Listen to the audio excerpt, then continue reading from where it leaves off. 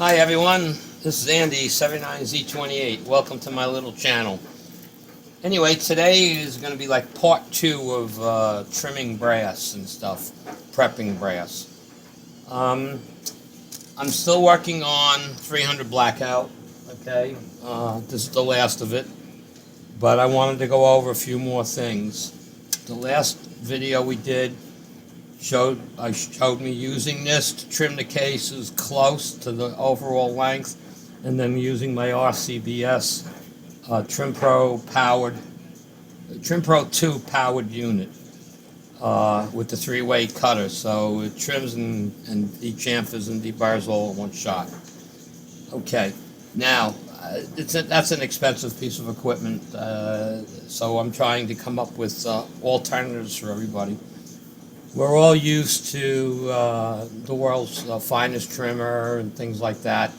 They all do a good job, but here's the basics of it. Since this is formed by me from 223 cases, they're all formed and sized really close to each other. That being said, my SAMI spec of 0 is where I bring all my cases to. Now, these are measuring SAMI 0 minus 0.5 to plus 0.5. That's the accuracy I got in resizing this brass. Now, to start off with, it's 223 brass. This is LC head stamp that I have in my hand. And it's chopped oversized, then it is annealed, then it is formed, and I have 2 different dies, and I don't see either one working any differently. I have the Lee dies, and I have the Mighty Armory sizing die as well. They both perform the same. Do I prefer one over the other? I would say the Mighty Armory die is more consistent. Not that the Lee isn't consistent, but I find it more consistent. So your biggest issue is now when you're using these type of trimmers, they all trim off the shoulder. Okay? So when you size this product, whether it be 3006 brass that you're resizing, or 223 brass that you're resizing, it all depends on where that neck sits. So if you have a gauge to measure, if you're SAMI 0, SAMI spec, and if you're -2 and you go to size the case, that means this is pushed down the neck is pushed down further. So when you go size it, you'd have to readjust this for that. Otherwise, you'll be making the cases overall length short. And then it's the other way around as well. Well, I shouldn't say short, but yeah. Okay. Then if you have it the other side, it's +2 of SAMI 0. Your case length when you trim it is going to be different. You would actually have to keep changing the setting on this. So the biggest thing that I can point out to everybody is your consistency of your resizing, of where the shoulder sits. Go out there, Redding has that gauge system. It's really a nice tool. It's also very expensive. By the time you buy the gauge and you buy the die, and you got to buy a die for each different piece of brass you're sizing. So I've gone to, and I've shown this in the past, this is a case gauge to measure the neck, and it's hard to show up on camera, but this is made by Winden Gun Works. They make this in pretty much all calibers. This is for the 300 Blackout. I don't remember the exact prices. It's around $80. The 223 was like $95. The 3006 was like $110, and it's a very simple thing. There is increments on here. I don't think I can get it to show up, but there are increments on here, and it's marked 0, and there's a pointer on this piece that turns. And the way this works is, it's very simple. You take your size brass and you put it in, and you just screw this down. You don't make it tight, just a little bit, okay? And you see where it is. Okay, this is measuring .1 above Sammy's spec. Okay, so I'm just going to do a couple to give you an idea. This is reading exactly the same. So when you resize your brass, if this measurement is all over the place, then your trim lengths are going to be all over the place. Now this one's 0. So the consistency of resizing is important. All right. Now, again, this is freshly formed brass. This one's a 1. Okay? So just trying to show you some consistency. It's a very easy tool to use. It's very accurate. And again, it's Windham Gunworks, and they have a lot of great little tools on there. Okay, now, when I do my 300 blackout brass, when I form it for the first time, I actually size it 3 times. Okay, the reason is spring back. So that you put it in the first time, I size it. When I pull the handle on the press, I let that sit in the sizing die 2-3 seconds before I lift the handle up. I'll turn this a third of a turn, I'll do it again, and a third of a turn, do it again. Now, you will find, if you're doing it that way, you don't set your die up till you do turn it 3 times, and that's when you take your measurement to see where your Sammy is, to the neck. What I do is I'll do that 3 times, and I'll see where it is. If it's plus or minus, I'll adjust the die till I get it to 0 on the 3rd pull. Then I'll take another piece of brass, and I'll run it again to check it and see if it's still 0. Again, 3 times, and turning it each time to see if it's 0. And my spec is Sammy 0 plus or minus 1.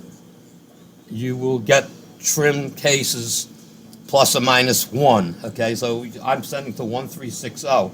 So my range that I've been getting when I trim these is 1.3605 to 1.3595, which is very tight spec.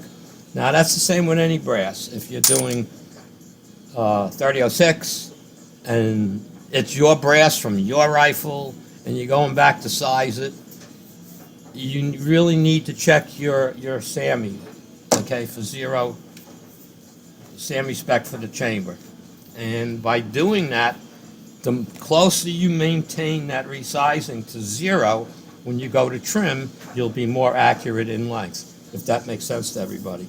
So now, this tool I showed in the last video is made by K&M. I bought this, I looked up the receipt. It was $24.95. It was on sale. They're like $39. Okay, and this uses the Lee shell holders that you use for their priming tools. It has no base on it. Okay, so again, they're interchangeable. So you need this and you need that. So it's a $50 investment per se for both to get the complete set of shell holders plus the tool. Now, what I have found is if you are trying to size these, trim these by hand, you can't get a proper pressure. It's very hard on your fingers to get that proper pressure that you're putting, because you trim this one and it might come out and you got your overall length you're looking for. The next one you can't hold, you didn't push it as tight, it comes out longer, or you're pushing it in tighter than you did and it's coming out shorter. So this tool is really a lifesaver, and the purpose of this is to show you don't have to go up to a next level trimmer. Okay, so basically what we're going to do is we're going to live on cam, we're going to do a couple of these. So I set this about 6.5 or so, and I put it in, and I hold it there, and it's full pressure all the time. All right, so we take that out. Let's see what this one reads. All right, let's see if I can get this on the camera. Oh, where's the camera? Okay, it's 1.3605. Okay, take another one.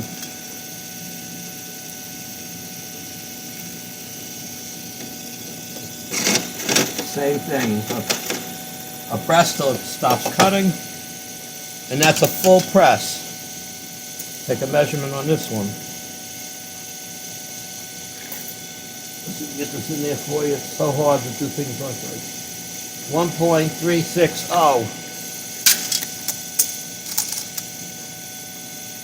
I'm not going to do a lot of these, trying to keep the video short.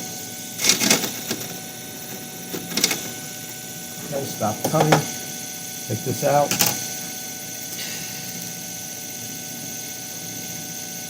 Okay. 1.359.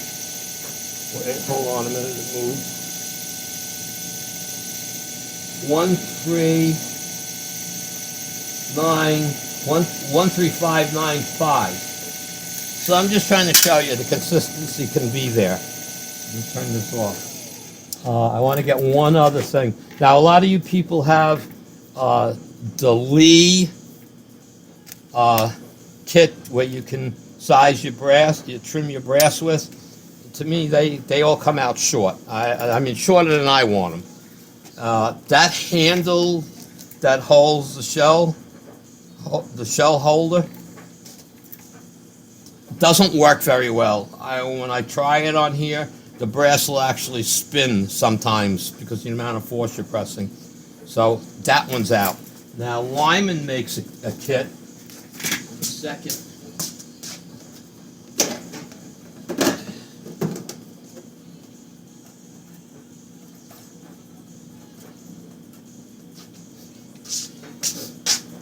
Okay. Now Lyman makes a kit, and you can buy a complete kit with rifle.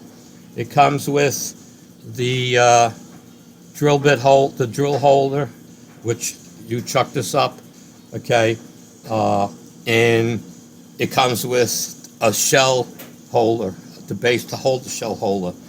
Now, this kit is around $30 or so, which includes like 5 or 6 different stems. Again, these trim a little short for me. I want my brass longer.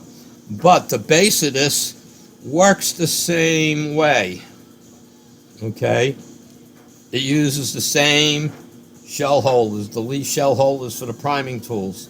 And it goes in, and the same principle. You put the brass in, and you tighten this down, and it'll be snug it up.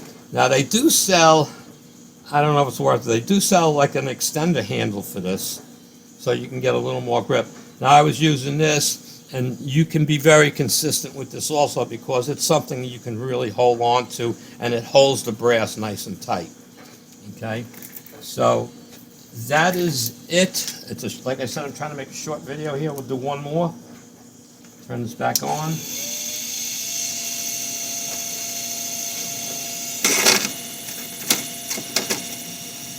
Take this out. Just turn this off for now. Get one more. 1.3595. Okay. Again, just trying to show you, you can get consistency out of this type of a tool. Now, again, with this, you will still have to trim and deburr. I love this little Lyman tool because it's boom, boom. And you don't have to keep it running. Okay, like Uncle Jim did a thing where he put like a spacer around in here so he could put the brass in easier without catching his fingers. Well, if it's not spinning, you don't have a problem. And this tool, I have this quite a few years. I can't tell you how much brass has been through it, but that's all it took. That one is is down the size. Now I normally work this way. I'll set it up here and I'll put a tray under it. I'm just doing this for show.